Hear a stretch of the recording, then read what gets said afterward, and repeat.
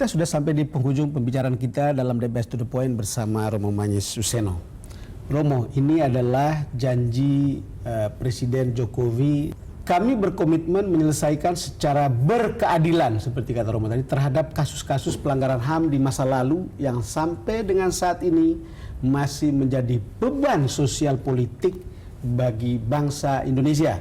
Seperti kerusuhan Mei, Trisakti Semanggi 1 dan 2, penghilangan paksa, Talang Sari Lampung, Tanjung Priok, tragedi 1965.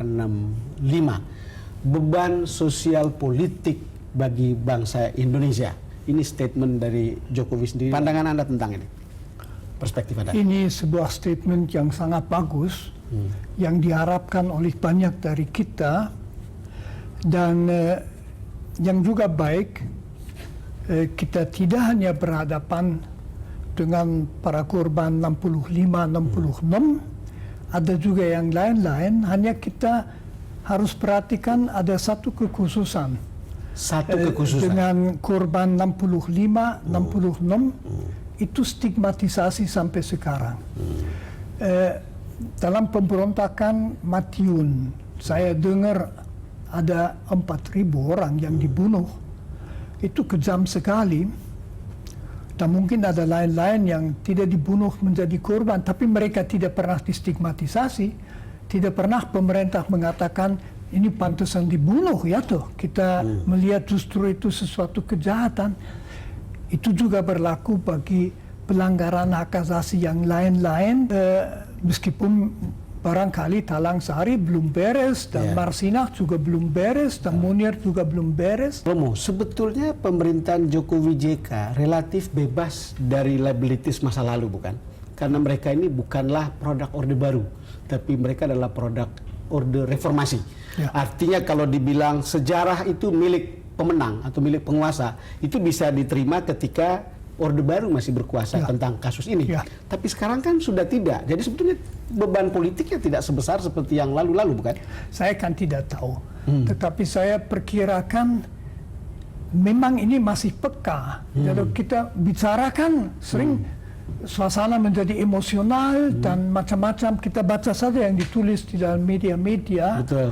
Dan mungkin pemerintah juga masih bukan takut bahwa dia sendiri dibikin bertanggung jawab, ya tentu tidak, tapi menyentuh yang peka itu dia sendiri masih belum berani. Menurut saya harus ada proses supaya kita berani. 50 tahun itu kesempatan baik. Kita masyarakat mendukung pemerintah supaya dia bisa berani mengangkat itu. Harus ada proses supaya kita berani. Sekarang yang saya tahu adalah bahwa undang-undang untuk rekonsiliasi itu sudah sampai di DPR, RUU-nya. Tapi kita tidak tahu, seperti kita biasa tahu bahwa itu produktivitas legislasi di sana kan sangat rendah. Saya juga tidak tahu apakah soal ini menjadi prioritas, kan mestinya juga bisa ditunggu, kan? Saya juga tidak tahu, tapi saya mengharapkan bahwa justru sikap itu lalu tidak menjadi sikap beberapa pihak, juga bukan dalam isolasi pemerintah, tetapi pemerintah bersama dengan DPR.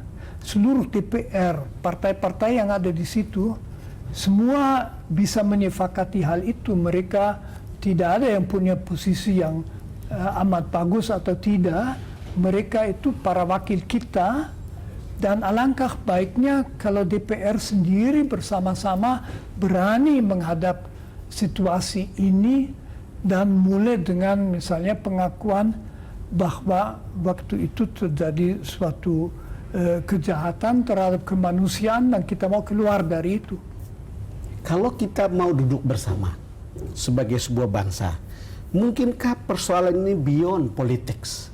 Artinya ini kita tidak bisa melihat itu, tapi ini duduk dalam posisi kemanusiaan kita sebagai sebuah bangsa. Betul. Dan menurut saya harus juga para politisi harus melihat di situ mereka berhadapan dengan masalah moralitas bangsa, integritas bangsa, kejujuran dan keadilan bangsa terhadap diri sendiri.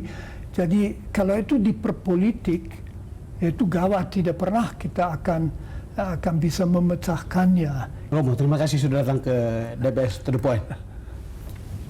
Pak Bosco. Ya.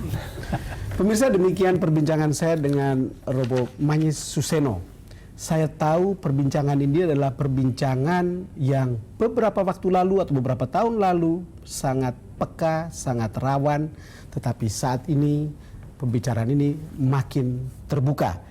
Saya kira kita semua bisa menyimpan di hati masing-masing tentang apa yang kita bicarakan ini, lalu kemudian kita tengok, mungkin problem kita adalah bukan problem politik lagi, tapi juga problem kemanusiaan yang mestinya membuat kita bisa duduk bersama. Tapi keputusan itu ada pada pemerintah, dan seperti kata Romanyes tadi, mestinya juga ada pada kita semua, terutama para intelektual, kemudian kaum rohaniawan, agama, kemudian para LSM dan seterusnya, untuk bisa membuat pembicaraan ini menjadi pembicaraan di antara keluarga bangsa kita sendiri. Terima kasih karena Anda sudah bersama kami dalam DBS To The Point kali ini. Sampai jumpa lagi pada DBS episode berikutnya.